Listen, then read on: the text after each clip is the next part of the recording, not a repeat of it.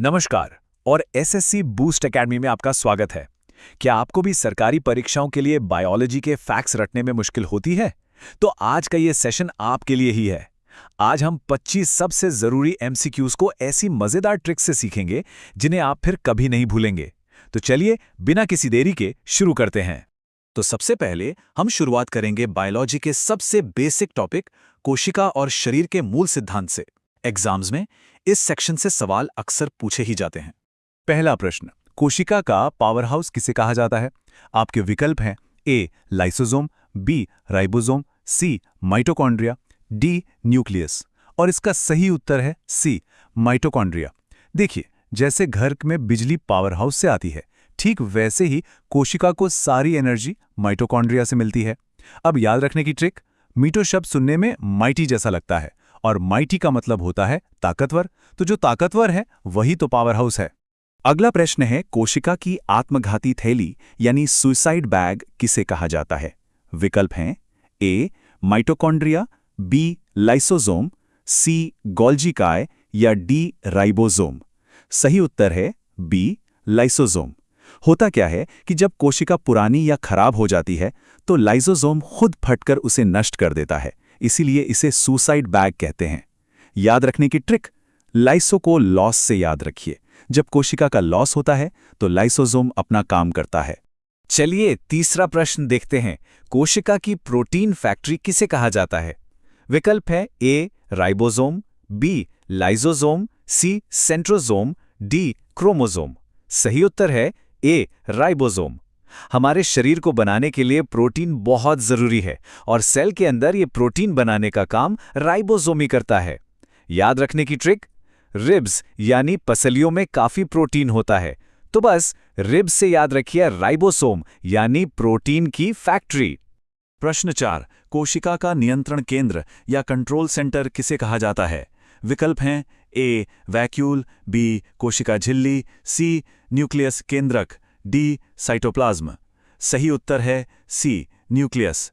जैसे हमारा शरीर ब्रेन से कंट्रोल होता है, वैसे ही एक सेल की सारी गतिविधियां न्यूक्लियस कंट्रोल करता है। इसको याद रखने की ट्रिक, न्यूक्लियस सुनने में न्यू क्लास जैसा है और न्यू क्लास को कौन कंट्रोल करता है? मॉनिटर। तो कोशिका का मॉनिटर है न्यूक्लियस। अगला सवाल, मानव शरीर की सबसे लंबी हड्डी कौन सी है? आपके विकल्प हैं ए स्टेपीज, बी फीमर, सी टिबिया, डी फिब्यूला। सही उत्तर है बी फीमर। यह हमारे शरीर की सबसे लंबी और सबसे मजबूत हड्डी होती है जो जांघ में पाई जाती है। याद रखने की ट्रिक, स्कूल की फीस की लाइन हमेशा सबसे लंबी होती है ना? तो फी से याद रखिए फीमर, सबसे लंबी हड्डी। प्रश्न है, मानव शरीर की मास्टर ग्रंथि किसे कहा जाता है? विकल्प ए थायराइड ग्रंथि, बी पीयूष ग्रंथि, सी एड्रीनल ग्रंथि, डी अग्न्याशय। सही उत्तर है बी पीयूष ग्रंथि, जिसे पिट्यूटरी ग्लैंड भी कहते हैं। ये ग्रंथि हमारे ब्रेन में होती है और बाकी सभी ग्रंथियों को कंट्रोल करती है, इसीलिए तो ये मास्टर हैं। याद रखने की ट्रिक, मान लीजिए कि पीयूष नाम का एक लड़का क्लास का मास्टर यानी मॉनिटर है, तो पीयूष ग्रंथि हो गई मास्टर ग्रंथि। अगला प्रश्न, सर्वदाता रक्त समूह यानी यूनिवर्सल डोनर ब्लड ग्रुप कौन सा है? विकल्प हैं A B B, C A B या डी ओ। सही उत्तर है D O. Blood group O को यूनिवर्सल डोनर इसलिए कहते हैं क्योंकि ये किसी भी ब्लड ग्रुप वाले व्यक्ति को दिया जा सकता है। याद रखने की ट्रिक, ओ का आकार एक खुले दरवाजे यानी ओपन डोर जैसा है और जो सबके लिए ओपन है वही तो यूनिवर्सल डोनर है। प्रश्न, मानव शरीर की सबसे बड़ी ग्रंथि कौन सी है? विकल्प हैं ए यकृत यानी लिवर, बी अग्न्याशय यानी पैंक्रियास, सी थायराइड, डी आमाशय यानी स्टमक। सही उत्तर है ए यकृत यानी लिवर। यकृत हमारे शरीर का सबसे बड़ा आंतरिक अंग है। याद रखने की ट्रिक, लीवर शब्द सुनने में लेवर जैसा लगता है और लेवर का इस्तेमाल भारी चीजें उठाने के लिए होता है। बस इसी तरह यकृत हमारे शरीर का सबसे भारी आंतरिक अंग है। चलिए अब अगले सेक्शन पर चलते हैं, रोग और रक्षा। इसमें हम बीमारियों, उनके कारणों और हमारे शरीर के डिफेंस सिस्टम यानी विटामिन्स के बारे में जानेंगे। प्रश्न है, निम्नलिखित में से कौन सा रोग जीवाणु यानी बैक्टीरिया के कारण होता है। विकल्प हैं ए पोलियो, बी रेबीज, सी टाइफॉइड, डी खसरा। सही उत्तर है सी टाइफॉइड। ध्यान रखिएगा, पोलियो, रेबीज और खसरा वायरस से होते हैं, जबकि टाइफॉइड बैक्टीरिया से। याद रखने की ट्रिक, बैक्टीरिया से होने वाली बीमारियों के लिए एक लाइन याद कर लीजिए। पंडित का टिक न्यू है। इसमें प से प्लेग, डी से डिफ्थीरिया, त से तपेदिक, का से काली खांसी, टी से टिटनेस, क से कुष्ठ, न्यू से न्यूमोनिया और है से हैजा आता है। अगला सवाल, मलेरिया रोग किसके कारण होता है? विकल्प ए वायरस, बी बैक्टीरिया, सी प्रोटोजोआ, डी कवक। सही उत्तर है सी प्रोटोजोआ। मलेरिया प्लाज्मोडियम नाम के प्रोटोजोआ से होता है। याद रखने की ट्रिक, प्रोटोजोआ से होने वाली बीमारियों के लिए याद रखें, पापा काम पे सोते हैं, पा से पायरिया, का से कालाजार, म से मलेरिया, पे से पेचिश और सोते हैं से सोने की बीमारी। प्रश्न है, निम्नलिखित में से कौन सा विटामिन जल में घुलनशील है?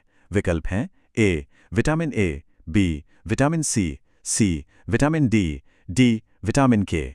सही उत्तर है बी विटामिन सी। देखिए, विटामिन्स दो तरह के होते हैं, एक पानी में घुलने वाले और दूसरे फैट में। याद रखने की ट्रिक, फैट यानी वसा में घुलने वाले विटामिन्स के लिए एक शब्द याद रखें, कीड़ा, KEDA। तो विटामिन के, ई, डी और ए फैट में घुलते हैं, और जो बच गए यानी बी और सी वो पानी में घुलते हैं।